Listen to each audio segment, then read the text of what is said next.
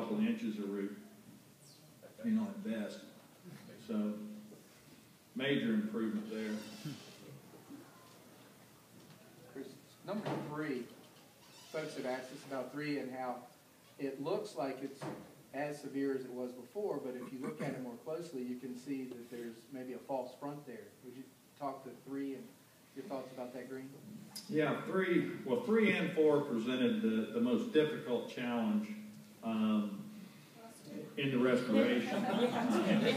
Both greens, I'm sort of preaching to the choir, but both greens had severe back-to-front slope. And the way Donald Ross would site a green into a location like that, and this golf course was built with horses and mules, so he really didn't have the equipment we do to manipulate the ground. But at the same time, we're trying to soften a slope. If for instance, before, and I don't recall exactly the slopes, but they were 4.5% and above. We need that slope to be 3.2% and below.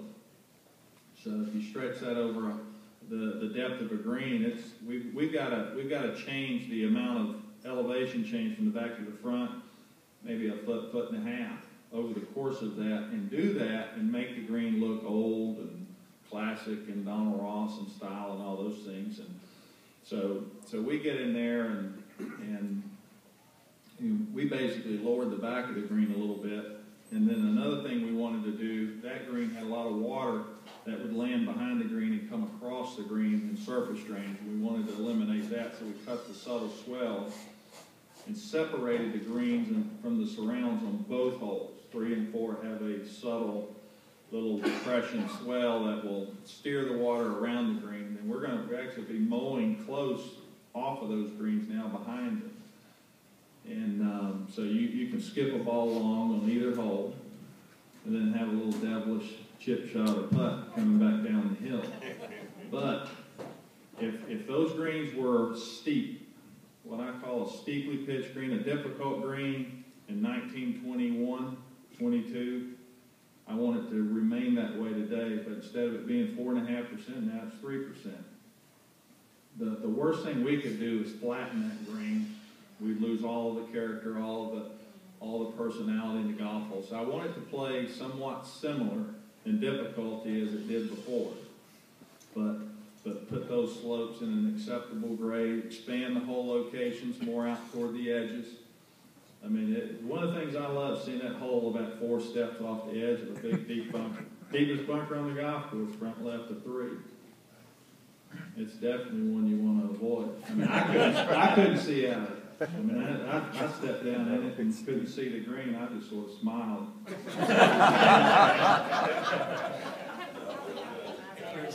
you tell us how many trees you took out and any prospect for taking any more?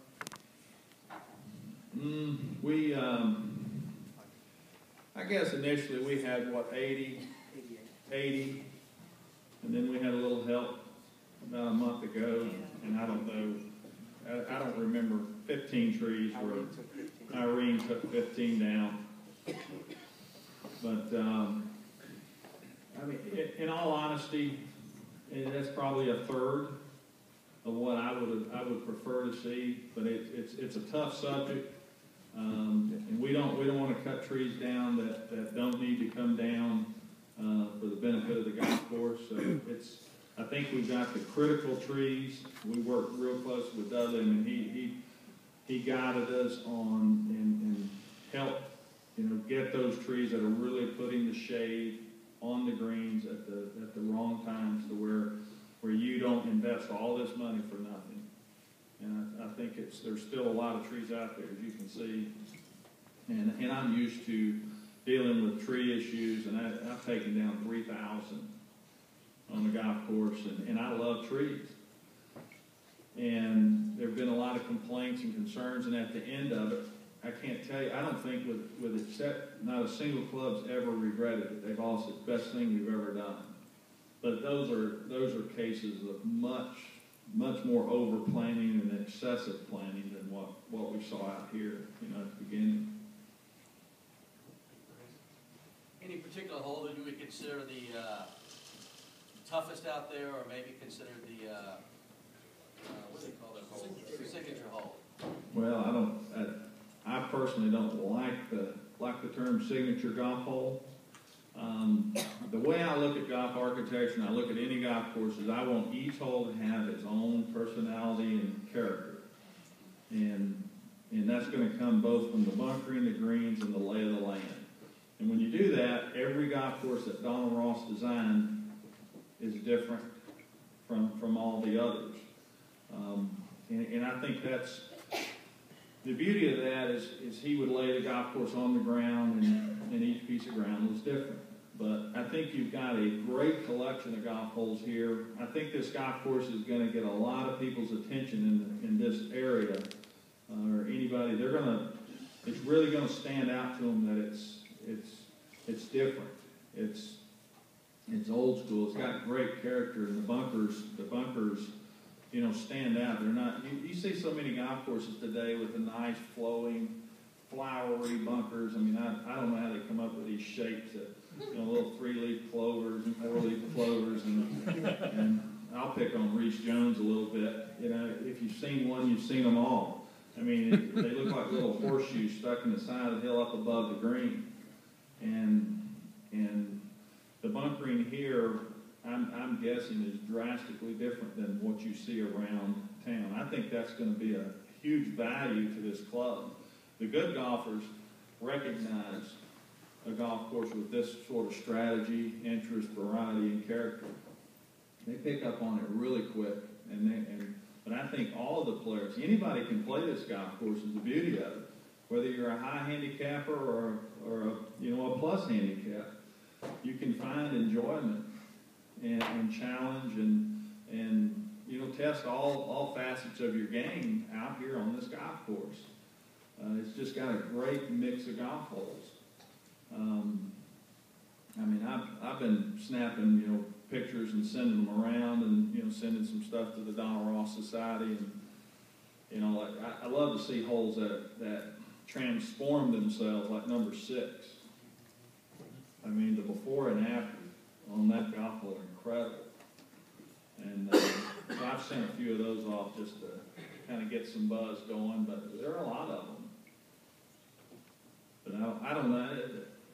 Let me just say one other thing as far as the signature hole or anything like that. I don't think there is a signature hole. I think they all are good holes. There's not really any weakness out there. But I think you're going to find the 18th hole has changed the most, both in look and the way you play it. I think 3 and 4 greens, we made the biggest adjustments, but I think the greens are where they're more playable. They're still going to be the old. Those 2 holes had a very strong reputation, and that's still in place. And but I like for players to. There's nothing that pleases me more to be off the property or on the property or sort of a bystander, fly on the wall, so to speak, of a conversation about a golf course I've worked on, and hear a golfer explaining to someone that has not played the golf course how they describe the golf holes. If they all look alike, they can't describe them, but if they look like these do, it's this hole, number 4, you hit it out there and the fairway turns this way and you got to hit it this way and the green's sitting up here and you want to stay out of this big, deep bunker and it falls off on the left. And golf courses with character speak to the golfer. Golf courses like this, they tell a story.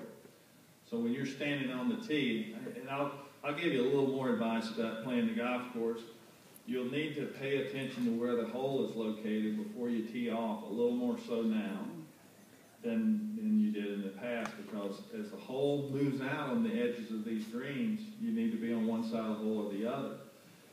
So that in itself sort of forces you to study the golf course, learn its nuances, and one thing that people always tell me about my work when I finish is I never thought I would think that much versus before.